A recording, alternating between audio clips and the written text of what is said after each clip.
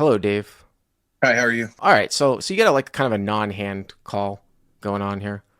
Yeah, I got I think it's mostly a floor call. Okay, so give us the background of what happened here. So the hand in question, I'm under the gun. I make it 15, which is pretty much normal size at this game. Under the gun one, under the gun two, and cut off, I'll call. Villains on the button, three bets to 90. Okay, Blinds both fold. It's back on me, and I think I go pretty small. I four bet 230. okay. Assuming everybody's going to get out but him, and it folds back to him. He's in the tank a little bit, asks me what I have left, and I just raise my hand and say around 300. Okay.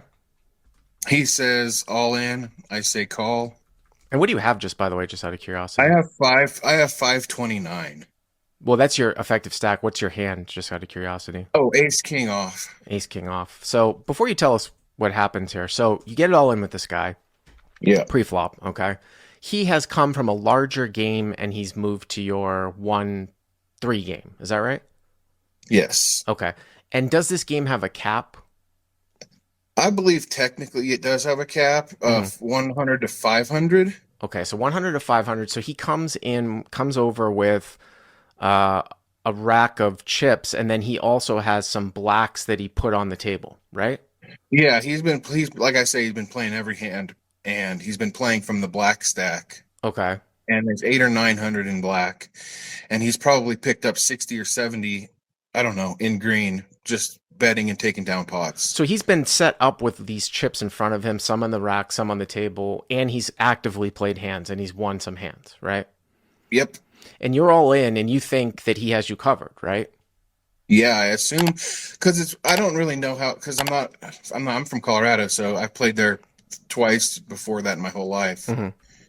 and I didn't know how strictly they enforce the rules. I mean, I've seen some other stuff that happened just in my short time Okay. playing the day or two before that. I'm like, well, it's just kind of free will, whatever goes kind of You deal. you might think you above the cap or something like that. Okay, so you go Yeah, up. or maybe it's match the stack. I don't know. They feel like I felt like they could almost change the game if everybody just agreed to Right, it on right. the spot. So you go all in. He Yeah. calls. You're all in, and then what? Do you win the hand? Yeah, ace something, queen, turn queen, river something. I don't remember exactly. Okay, but you got the winning hand. Um, yeah, he shows ace 10. Okay. He doesn't say anything at what started it all off is the guy in the small blind next to him says something along the lines of, "You're not in for that. You're only responsible for what's in the rack." And I remembered that because I thought that was odd that the rack would play, not the chips on the table. I kind of assumed the rack wasn't in play, if anything. I'm giggling on that because it's September 25th when we're doing this live, and we just put up the YouTube video today about a guy that kind of piped in a kind of a weird situation when he wasn't in the hand, where a guy went to table his cards and one of his cards like fell on his lap and they were going to chop it, which it should have been chopped, but he sort of piped in. So this other guy says, "Oh, you're not responsible for all that money." This other guy that's not in the hand, okay? Right. Uh-huh. Initially, I thought it was fine. He said, "No, I lost. Just push him the pot. Let's go." Like he Okay. wanted to keep the game moving. Mhm. So the dealer counts out. I had 529. There's 49 something, 40 or $50 of dead money in the pot. Mhm. So he counts out 529, pushes me the pot. I don't remember how exactly the floor. They're like, no, we're calling the floor on that. I don't remember who did it exactly, but whatever.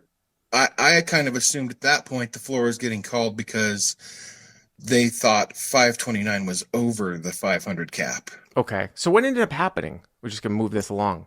Well, yeah, to move it along, what ended up happening is he paid me the 529, and the dealer says we ain't doing nothing till the floor gets back. It's getting close. It's like one, I don't remember what time it is. They close in like 30 or 40 minutes. So I think they're trying to push the game along.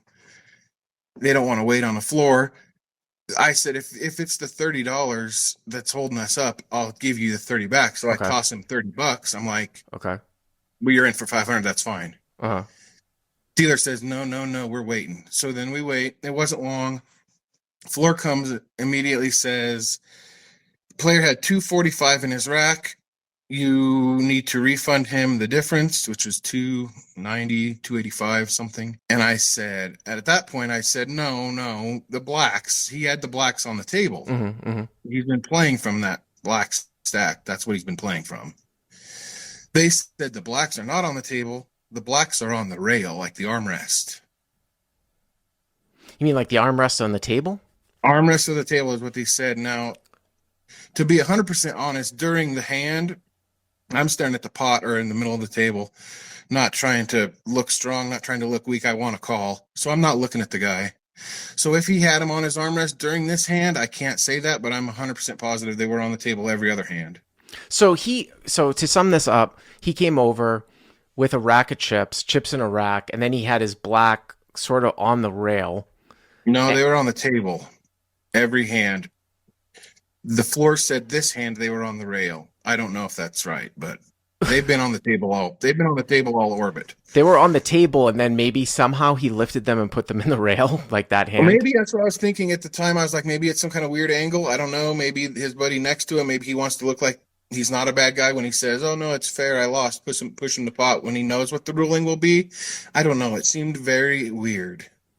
Well, I mean, so the issue here is it's got nothing to do with the cap. Like you thought when you first emailed me in this hand, I thought that maybe he would gonna go over. We'll address that here in a second, but this is more of a matter of they somehow think that the chips on the table didn't play because they were on they were like in the rail that hand, but he had the black chips on the felt before that, and he was playing Previously. And if that was their ruling, and if I would have been thinking clearly at the time, which I was kind of spinning out because it was so odd to me, I would have mentioned that then if that's the case, then it's a going south argument because he was playing those. Of course, that is definitely going south. So the floor ruled against you and made you refund the rest of the money that wasn't in the rack, basically, after he paid you the 500 or 530. Yeah, instantly they were cut and dry. 245 is what he was in for. Everything else gets returned, and they walked away. I mean, that is fucking bullshit. If you are, again, I'll put as a disclaimer, if you are conveying the story correctly, I mean, it sounds unbelievable. That's why I figured I had to email it, because if I heard it, I wouldn't believe it. But I mean, it just seemed, yeah, everything, it's 100% accurate. The only thing that would be, like I said, maybe it's different in different rooms where if somebody's, I understand you keep saying it, they were on the table and maybe that hand they were on the rail. He can't take chips off the table, right? That's going south. Right. If they were on the rail like the entire time, it would still kind of be very, very weird. But the fact that they were on the table at one time, did you tell the floor that these chips were, and no one else said that these chips were on the table? Player next to me said, that's bullshit. But the floor had walked away. I was refunding him money. Instantly, they had dealt me the next hand. I was in the big blind. It was just over that quick. I didn't have time to think of the going south, because what kept sticking to my mind was the player next to him saying, "You're only responsible for what's in your rack." So then I was thinking maybe it's some weird rule that the rack plays and not the. That would be a crazy rule. That would be a crazy rule. That's what I thought you said with the email. But yeah, man, I mean, you got totally shafted there. Well, there's something else that I want to address too, which is a little bit weird. I see Graham Wheelock, one of our subscribers, talking about this. What you will commonly see sometimes in cap games is people go north. And what that means is like they go above the cap. And as I said to you, I remember, Dave, in the email, it's really hard because when you get into situations where somebody's above the cap and then they've been playing that amount for a couple of hands, and then all of a sudden, like one of their opponents like gets into a hand with them, and then maybe one of their opponents loses, or the other way around, the guy who's above the cap only wants to pay up to the cap. One of the worst situations that you can happen in these, and like I said, I do think that floor should have discretion in these situations. One of the worst things that can happen is when you allow one player to free roll the other player, however that would go.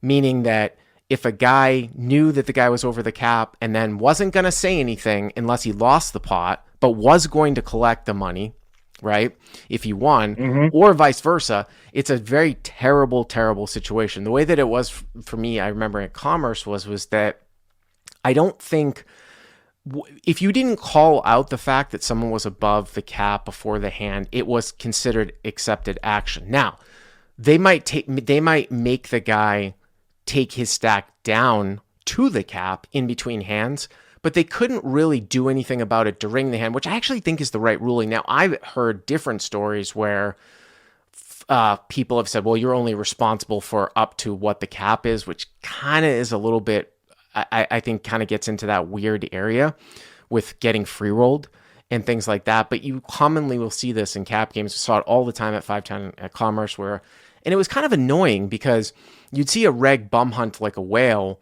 and at Commerce they'd have a lot of main games. So if you were doing table change from a main game to a main game in the 1500 game, you had to bring your stack down to the cap, which was kind of annoying because you could have a good table image and want to move, but you have to bring it down to the cap.